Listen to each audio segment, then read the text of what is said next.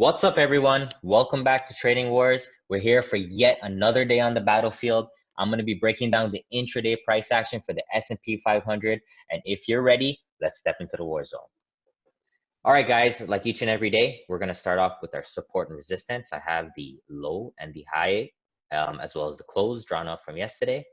And we're going to move on to step 2. Let's look at establishing the bias. Okay, guys, so as usual, every single day, we got to look at what happened overnight, because the overnight is what leaves clues for who's in control and what's likely to happen today.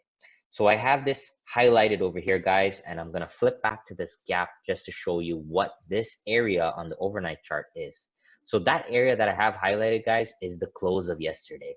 So what actually happened overnight is we made a higher high and we came back to this close, and then we started trending upwards, guys. Okay, so and you can see it here. So here was the close of yesterday. We made a higher high, we came back, used it as support, and then coming into the morning, guys, we were continuing this uptrend.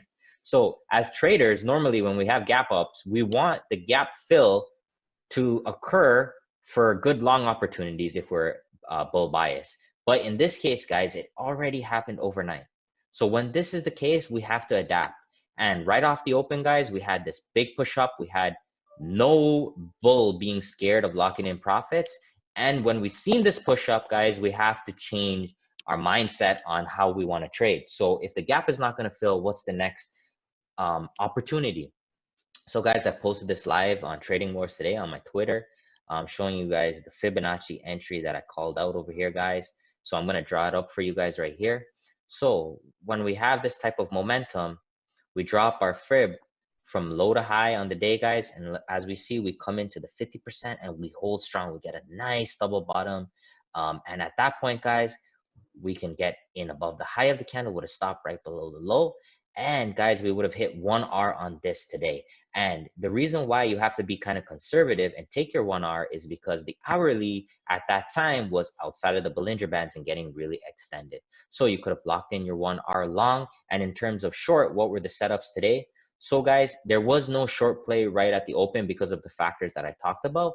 But coming in later in the day, guys, when we had this 3 attempts to make new highs and we couldn't, that showed weakness for the bulls. That showed that the shorts were stepping in, and that's why we had this big drop here, guys. You would literally enter right when this hammer candle breaks with a stop loss above the high of the day and just ride it down. And this is a normal setup that we see in a lot of days, guys. It's called the afternoon crash. Literally what happens is all the bulls made money from here. They start to see that we can't break into new highs, and then we have this nice double top setup, guys. It's textbook play. Enter below the low, stop above the high, and the shorts could have easily made 4R on that play today. Okay, guys? So I talked about the setups, fib for the long, double top for the short. In terms of targets, 1-to-1 is very important today for the longs because of the fact that we were so extended. We were already up 60 points on the day, guys. So when we're up that much, you have to be conservative. You can't ask the market to go up 100 points. Okay, that's not realistic. And for the shorts, at the very low today, there was a 6R. I'm going to be conservative and say you got around somewhere over here and hit your 4R. And then just to illustrate the P&L on a 20K account, guys, 1R, that's $400, risking 1 to 2% of your account. And 4R, that's $1,600, risking 1 to 2% of your account on a $20,000 balance. Okay, guys? And in terms of the outlook for tomorrow, let's go back to the daily chart. So we did have the continuation by the bulls today, which we thought. So the main thing to look at now, guys, is this weekly pivot gonna hold or not? And right now, guys, the uptrend is staying intact. So higher highs, higher lows.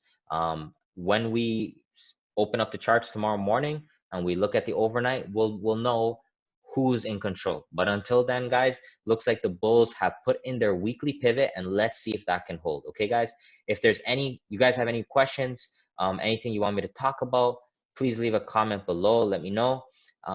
Please show the love, comment, like, subscribe, and check me out on Twitter. And I hope you guys enjoy the rest of your day. Thank you very much.